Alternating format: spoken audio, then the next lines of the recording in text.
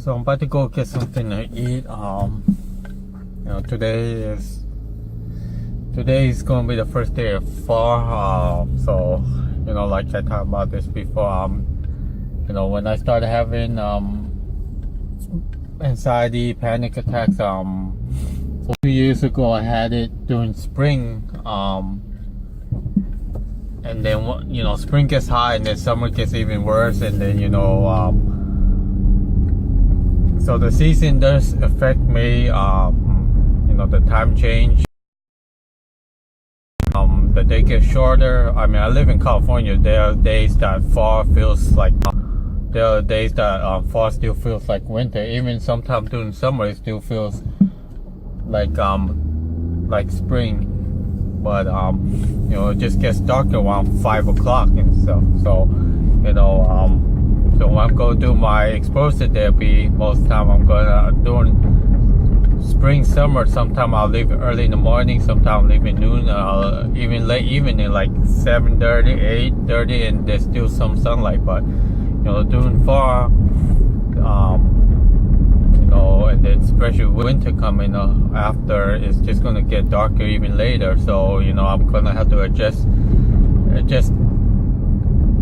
to leaving my house a little earlier if I want to go for a walk and film it, because it'll be so dark, can't see anything. But when I didn't have a panic disorder, whenever I needed to leave the house, I just leave. Now I'm just leaving my house. I'm not really thinking about when I should leave. I just leave.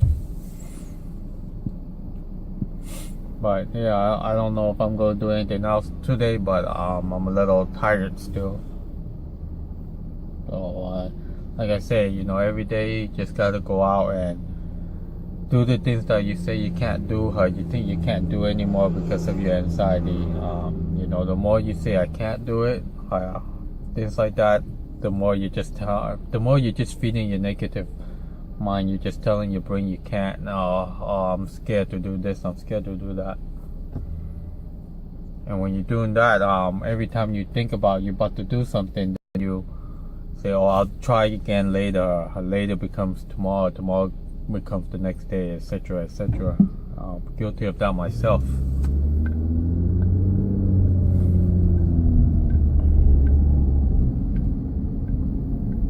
And the more you say, okay, I'm gonna do tomorrow, tomorrow, like I say, I did that same thing, and it didn't help me, because there was a time I said tomorrow, and then it took me, how long did it take me to actually finally go? I think it took me about I would say maybe a month just to go in my backyard, because I said I'll go to my backyard at least just to be outside,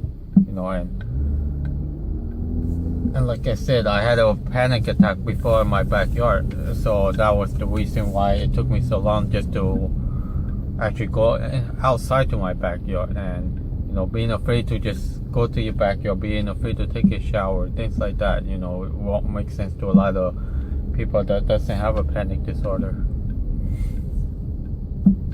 But after a while, you have to tell yourself, what's the point?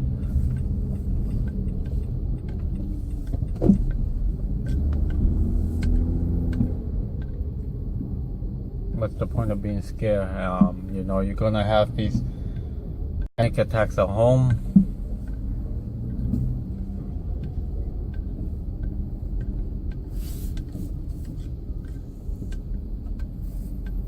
But yeah, anyways, that's pretty much it for today.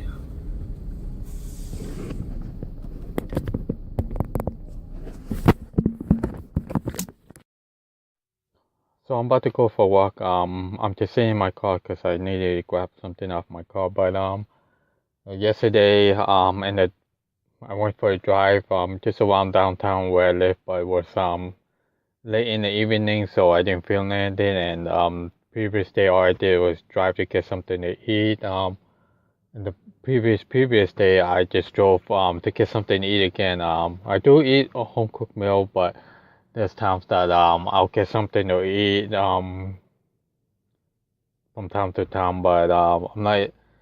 But yeah, when I'm just about to go for a walk, I haven't been doing much walking around the neighborhood since I started driving my own car. Like I said, driving my car, the first panic attack I had over 2 years ago actually happened in my car. So for me to be sitting in my car, is one thing. For me to actually be driving it is a different thing. I haven't really feel any panicky sitting in my car compared to last year when I just sat in my car. Actually over 2 years ago when I just look at my car instantly, I would get flashbacks to my first panic attack. When you have your first panic attack and then you have another panic attack, and every time you have your first 5, 10 panic attacks, wherever they have, if it's outside your house, if you have one in your backyard, that's in your mind, your backyard is a trigger. If you sit in your car and you have a panic attack, sitting in your car is a trigger.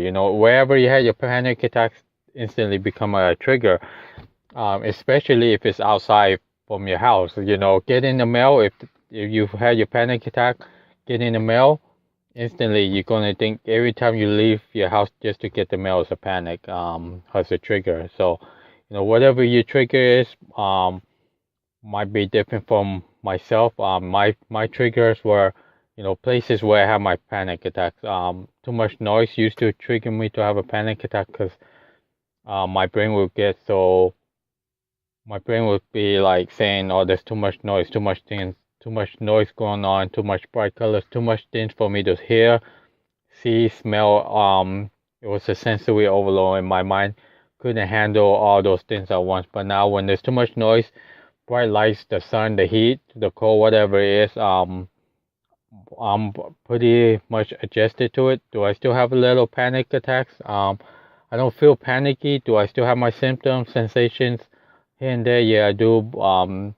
Matter of fact, a couple of days ago, I had some a dizziness that I haven't felt in quite some time, but lasted for maybe 5 minutes and then it was just gone. But I was still able to do the things I needed to do. So, you know, which is which is part of what you're supposed to do.